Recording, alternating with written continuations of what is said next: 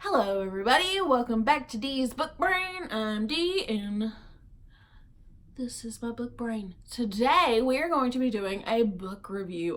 I know, it's like, 6 videos in and this is the first one? Well, what are you gonna do? I don't know. But here we are, we're gonna talk about a book. So the book we're going to talk about is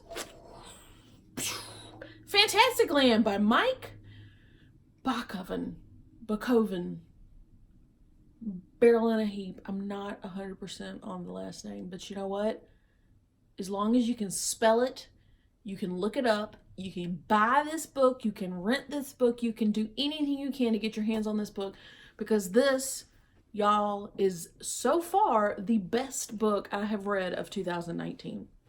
And I think I've read 70 books so far, give or take, but this, the best. Okay, so picture it, Sicily, 1943. Just kidding, that's a different thing.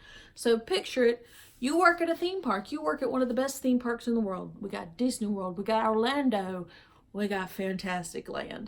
So you're in Florida, you're working this theme park. Oh no, a hurricane's gonna come. What are you gonna do? Well, there's a select group, say 300 or so employees, that are gonna stay behind after the hurricane to make sure that the park continues to exist, essentially, and that no permanent damage happens. So this hurricane comes, these people go into this underground bunker, and it's a bunch of teenagers and stuff. Well, 5 weeks later, rescue comes, and there are dead people everywhere. These teenagers have formed tribes and they're pitting war against each other. It's essentially, and this is not my thing, this is what Amazon said, Lord of the Flies meets Battle Royale.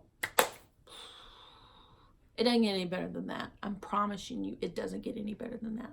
So this book is told in a series of interviews. So basically the journalist who is compiling this book, they are interviewing several people who were involved directly with the park and people who have knowledge of the park to figure out, one, what happened? Like, why did these kids succumb to violence and murder so quickly when, you know, they had plenty of food, they had plenty of water, they had everything they needed to survive, but they just started murdering each other.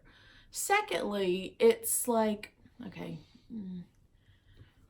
I didn't really have a second. I just said first it's like this and second, so we're just gonna move on. Anyway, so my favorite style of novel is an epistolary novel, and that means basically a story that is told in the form of letters, which is the most common, like that's how it started.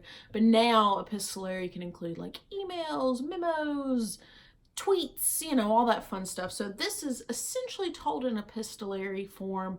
When you read the author's note at the beginning, he talks about how he excluded his questions and kind of formatted the responses to kind of flow in a simple narrative style. So instead of, you know, question, answer, the person may say like, oh, what was my role in all of this? You know, just to kind of set up their response.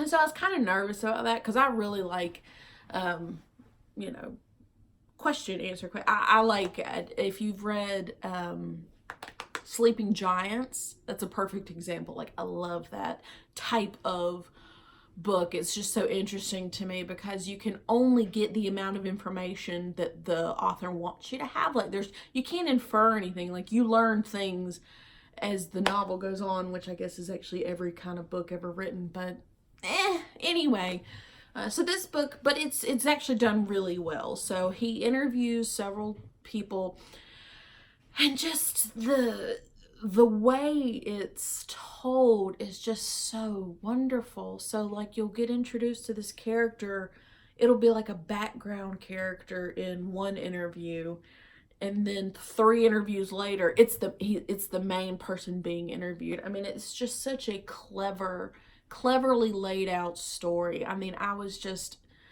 so enamored with it from page 1. It is unlike anything I've ever read. The characters are so relatable. Like there are certain characters that you're just like, I get it. I get why you did what you did. Don't blame you one bit. But, you know, just as with any book, there's always also characters that you couldn't relate to in a million years.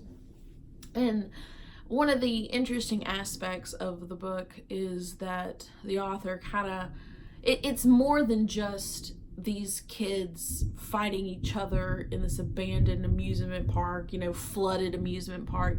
It's also about, it's thundering, and my husband is getting frustrated because he can't hear me over the thundering. Sorry. As long as you guys can hear me, that's all that matters. What was I saying?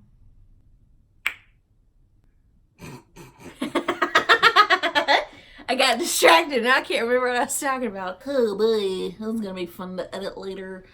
Well, and one of the aspects is that you get different tellings of the same story, and so that's really cool. And you kind of learn who you can trust and who you can't, just based on their personalities. And so it's really interesting to see. It's just really interesting to be able to talk to all these people. And of course, there's one character. There's always one, and there's always a bad apple in every bunch. And this story is told so well that throughout the book, there, you know, you have your main bad guy, and he just gets seedier and seedier.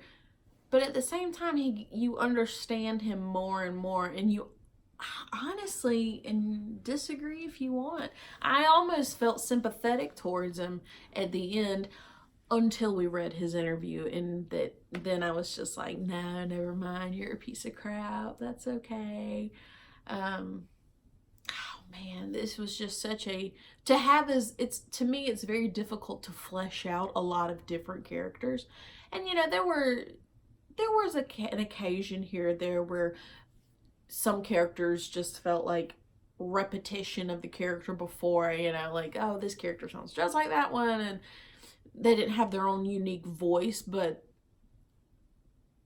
you can kind of chalk that up to, they're all teenagers, they're all in the same environment, like it's not unlikely that they, you know, wouldn't react the same way.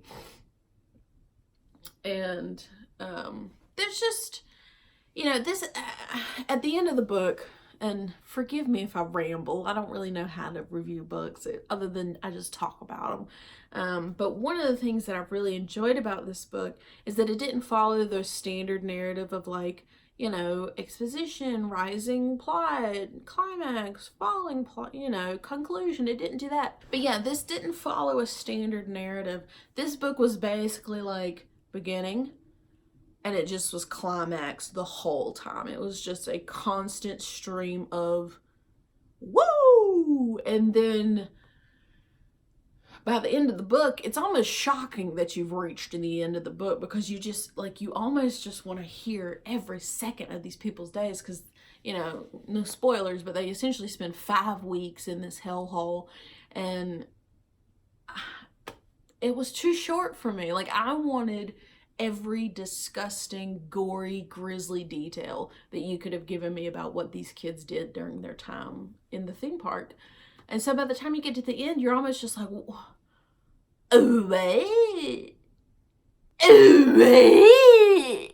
But then it ends, you know, and you just have to kind of deal with it. But it ended how all major tragedies end. Like, obviously there were survivors, so I'm not saying like everybody died, but like when something terrible happens, you hear about it in the news, and then it's the only thing you hear about in the news for however long the social conscious can maintain it, and then it just kind of stops.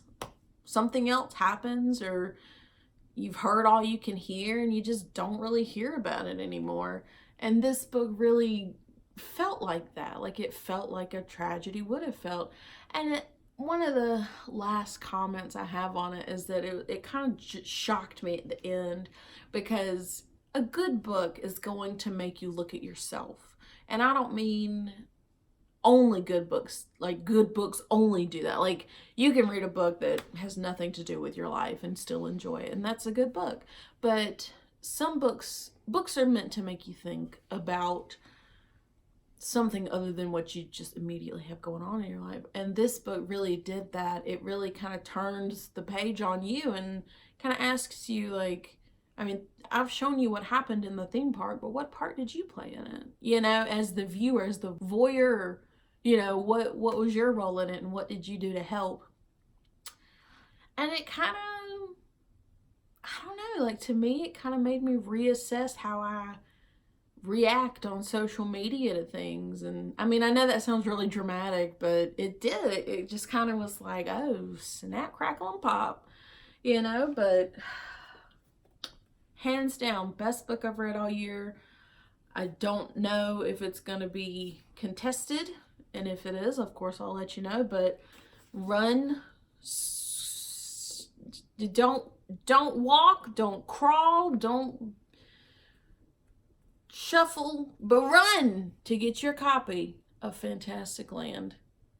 Please, please, think of the children. All right, that's it. Okay, if you like the book, let me know. If you don't like the book, I guess let me know.